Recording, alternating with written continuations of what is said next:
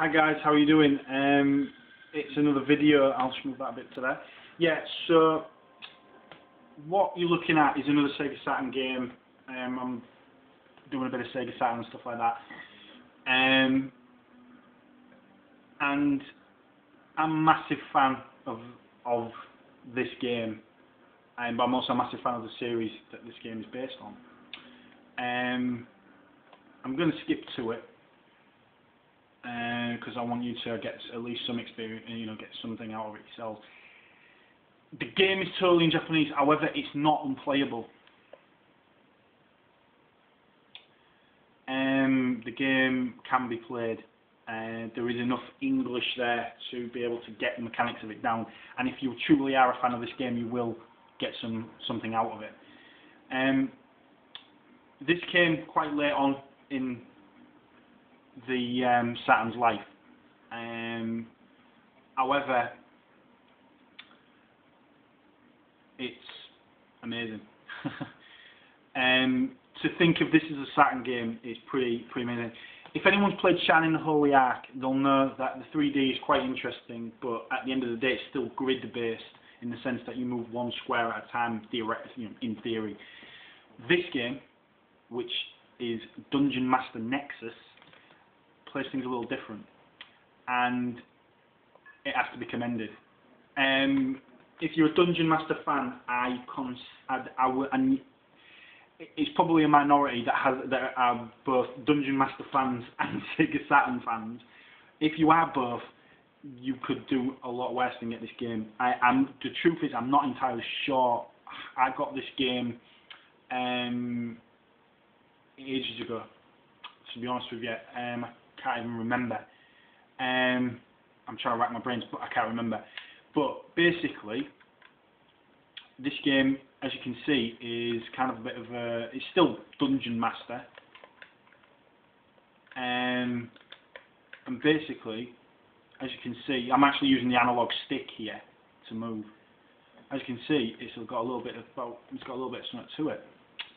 The 3D, which was apparently Saturn's downfall, is brilliant. It's brilliant. It's really good. Puts Shine in the Holy Ark to shame a little bit, if truth be told. Free roaming. Well, free-ish roaming for a dungeon crawler. It's even got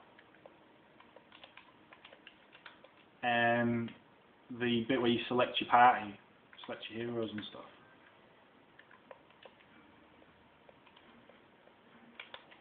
I'm trying to think what button you press to do that. Ah, there it is.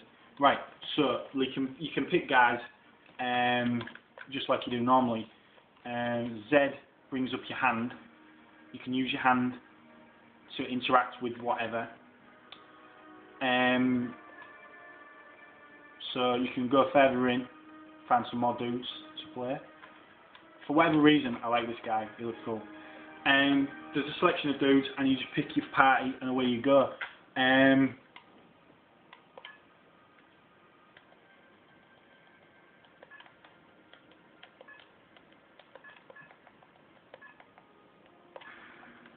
As you can see, there's English characters in the game. A possibility of a translation, therefore, might not be too far out. Yeah, we'll have that guy.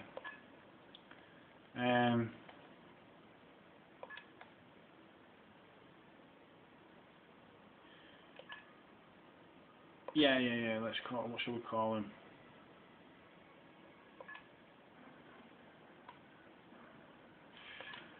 I can't think of anything intelligent, so we'll call him that. Right. Let's get in there and find some more dudes.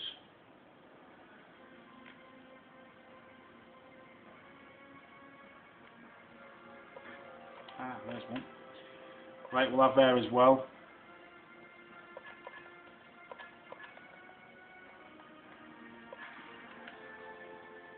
And oh yeah, he looks menacing. We'll have him.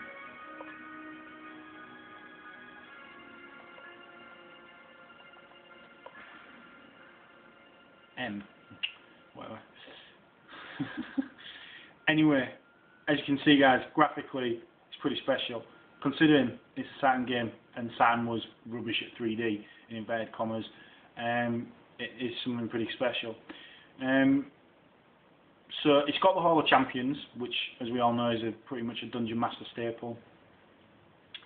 And you can't. I don't think you can run in it for some reason. Not sure, but let's work our way through.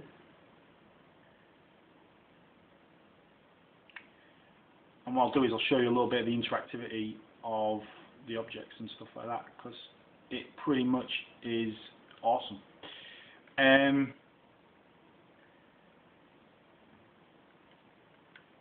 Oh, there's a wolf man.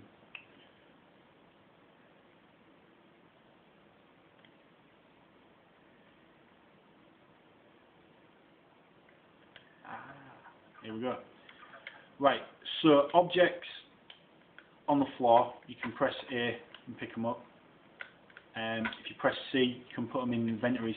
What makes this game cool is that there's different inventories for different things. So you've got a massive area for your food, massive area for your weaponry and stuff like that.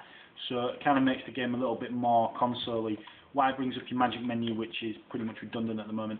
A is your attack for your different players. You can use the shoulder buttons to change the leader. In other words, get them to attack. So it's pretty much like Dungeon Master.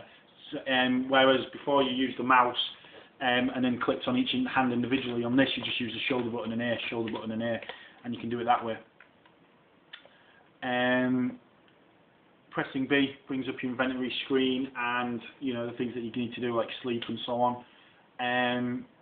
You can auto attack, as you can see there.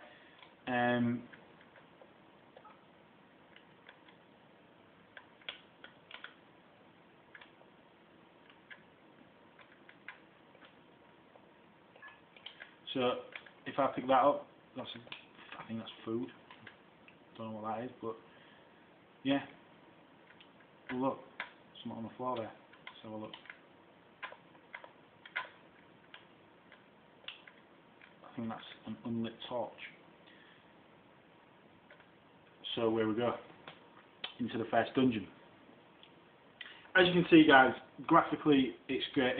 I wouldn't say it's an action game as such. I think you're supposed to light the torch. I'm not sure, but as you can see, it's kind of dark now. But everything that you want from a Dungeon Master game is in here. Oh look, there's a bad guy. Let's twat him.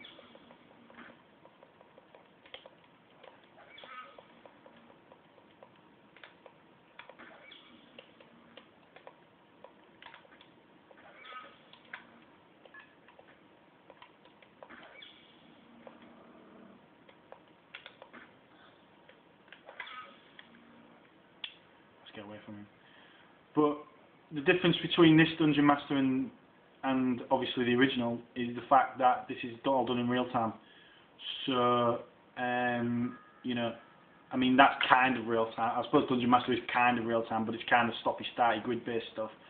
This is all a little bit real and stuff like that. You can bring up a map and you can pretty much do everything. If you can get over the kind of Japanese stuff on the story side, then it's a game worth playing. As you can imagine, obviously I'd love to know what the story is. The game is brilliant. I got quite far into it and then I realised that you need to obviously save, and I didn't have enough internal memory, so whoops.